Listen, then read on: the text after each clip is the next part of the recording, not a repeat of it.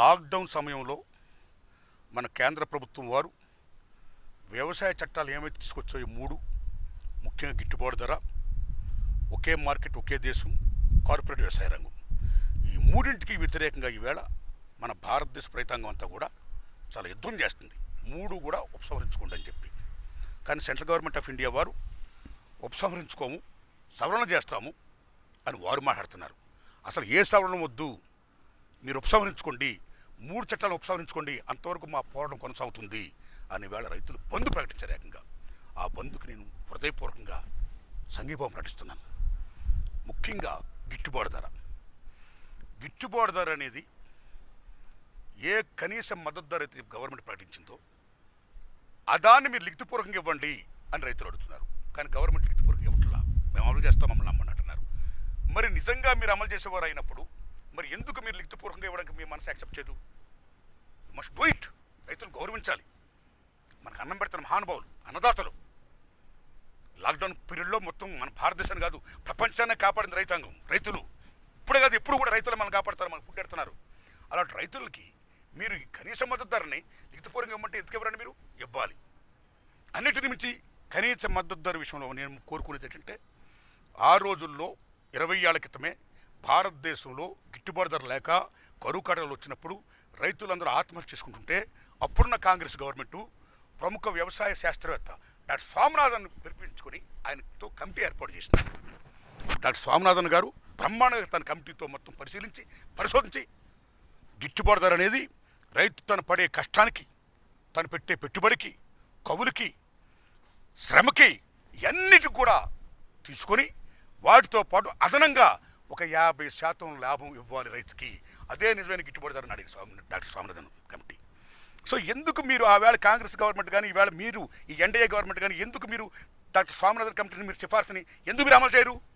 రైతుల మీద ఏమాత్రం మీకు ప్రేమ ఉన్నప్పుడు, రైతుల మీద మీకు ఏమాత్రం సరే న్యాయం చేస్తున్నాం, మేలు చేస్తున్నాం, మాది రైతే రాజు అనే గవర్నమెంట్ అంటున్నప్పుడు why don't implement the doctor Swaminathan committee report? దాన్ని ఇంప్లిమెంట్ చేయండి. అది అసలు సిసలు గిట్టుబాటు ధర రైతులకి. ఇక రెండో విషయం వస్తే, ఒకే దేశం ఒకే మార్కెట్. Right, good. ఒకే దేశం ఒకే మార్కెట్ అయినప్పుడు మీరు ఆటోమేటిక్గా మొత్తం వ్యవసాయ మార్కెట్లు ఏవైతే ఉన్నాయో మన భారతదేశంలో ఈవేళ టోటల్ కంప్యూటీకరణ చేసేసి, ఆన్లైన్ అని చేసేసి, కార్పొరేట్ రంగంలో విడేసి, ఎప్పుడైనా ఎక్కడి నుంచి ఎక్కడ పడినా ఎక్కడైనా సరే మనం ఆడేసుకోవచ్చు, మొత్తం మనం అమ్మేయచ్చు అనే రకంలో మీరు చేస్తున్నప్పుడు అందులో గడికి వ్యవసాయదారులు ఈవేళ మనస్ఫూర్తి చెప్తున్నా మీకు, అతివృష్టి వచ్చి, అనావృష్టి వచ్చి, కరువు కాటకాలు వచ్చి, అనేక రకాలుగా ప్రకృతి వైపరీత్యాల వల్ల, అలా గవర్నమెంట్ నుంచి ప్రోత్సాహ పథకాలు లేకపోవడం వల్ల, ముఖ్యంగా గిట్టుబాటు ధర ఇవ్వకపోవడం వల్ల అనేక కష్టాలు పడుతూ పగలించి రాత్రులుగా వాళ్ళు కష్టపడుతూనే ఉంటారు. అలాంటి రైతులకి ఎవరైనా ఈవేళ అవతల మాట్లాడే పార్టీ కన్నా రైతుకు ఒక రేటు మాట్లాడేది ఇవ్వకపోతే ఎన్నిసార్లు రైతు వాళ్ళ చుట్టూ తిరగాలి? మళ్ళీ పక్కన నరేంద్ర మోడీ గారు చెప్తున్నారు, పక్కన కోర్టు ఆడుతుంటుంది, అక్కడికి వెళ్తే ఇమ్మీడియట్గా వాళ్ళు యాక్షన్ తీసుకుంటారు అన్నారు. రైతుకి ఇదే పని అంటే అక్కడికి వెళ్ళడం యాక్షన్ తీసుకోవడం అండి? అన్నీ ఎందుకు చెప్పండి? అంటే బడా పారిశ్రామికవేత్తల చేతుల్లో మొత్తం రైతు పండించి తన ఉత్పత్తి అంతా వాళ్ళు ధారాదత్తం చేయడం. ముందు వాళ్ళు ఒక రేటు ఇస్తారు, టెంప్ట్ చేస్తారు, తర్వాత మళ్ళీ రేట్ని తగ్గించేస్తారు, అక్కడ మళ్ళీ ఏడిపిస్తారు. ఉదాహరణకి పెట్రోల్ తీసుకోండి, ఇవాళ డీజిల్ తీసుకోండి, ఇవాళ ఒక రేటు ఉండదు లీటర్కి ఇంత అని. సన్సెక్స్ లాగా రోజుకి ఇంత రేటు, రేపు పొద్దున అంత రేటు, ఇంకో రోజున అంత రేటు. విమానాలు తీసుకోండి, మీరు ఒక రేటు ఉండదు, ఇవాళ ఇంత, రేపు ఇంత, మళ్ళీ ఎల్లుండి ఇంత, మళ్ళీ ఇవాళ అర్జెంట్ ఇంత. అంటే they are looting the time. అవసరాలని, ప్రజల అవసరాలని, వినియోగదారుల అవసరాలని మొత్తం అన్నింటిలో కూడా వాళ్ళు క్యాష్ చేసుకుంటూ లూట్ చేస్తారు. అలాగే బడా కార్పొరేట్ సంస్థలు కూడా ఈ ఒకే దేశం ఒకే మార్కెట్ పెట్టడం వల్ల రైతుల్ని పీల్చిపిప్పు చేస్తారు. రైతులు న్యాయం చేయరు, బికాజ్ వాళ్ళ స్వార్థం అది, వాళ్ళ లాభం అది. ఇక మూడోది ముఖ్యంగా కార్పొరేట్ వ్యవసాయ రంగం. మిత్రులారా, కార్పొరేట్ వ్యవసాయ రంగం అనేది మన భారతదేశానికి ఎట్టి పరిస్థితుల్లో కూడా ఇంప్లిమెంట్ కాకూడదు.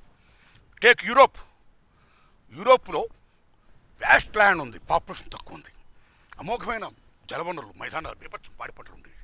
అక్కడ మీరు యూరోప్లో తీసుకుంటే సగటు వ్యవసాయం 14 హెక్టార్లు.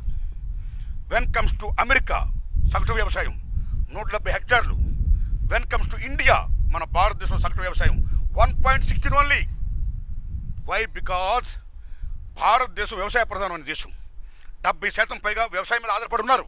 అన్నిటిని మించి భారతదేశంలో చాలామంది రైతాంగం 2 ఎకరాలు 3 ఎకరాలు కష్టపడి పనిచేసుకుని బతున్నవారు. అలాంటి దశలో మీరు కార్పొరేట్ రంగానికి ఇచ్చేయమని చెప్తే మొత్తం రైతులందరూ ఇచ్చేసిస్తే అక్కడ రైతులు కూడా షేర్ హోల్డర్సే, రైతులు కూడా రాజులే అని చెప్పి ముందు తర్వాత ఈ కార్పొరేట్ రంగంలో రైతులు ఏం చేస్తున్నారండి? అదే భూమిలో ఏ రైతు అయితే రాజుగా బతుకుతూ దున్నుతూ హ్యాపీగా ఉంటున్నాడో, పంట పండిస్తున్న అందరికి భూమి పెడుతున్నాడో ఆ రైతుని కూలి చేస్తారు వాళ్ళు. అక్కడి నుంచి అదే కార్పొరేట్ రంగం ముందు రైతు దగ్గరికి వచ్చి అయ్యా రైతే రాజు అనేవాడు. నెక్స్ట్ కట్ చేస్తే కార్పొరేట్ రంగం ముందు మన రాజు ఒక బానిసలాగా అయ్యా నా షేర్ ఎప్పుడు ఇస్తారు, నా డబ్బు ఎప్పుడు ఇస్తారు అడుక్కోని పరిస్థితి వస్తుంది. కాబట్టి రైతే రాజుగా ఉన్న నినాదాన్ని దాన్ని ఇంప్లిమెంట్ చేసి కాపాడండి, రైతుని బానిస చేయొద్దు.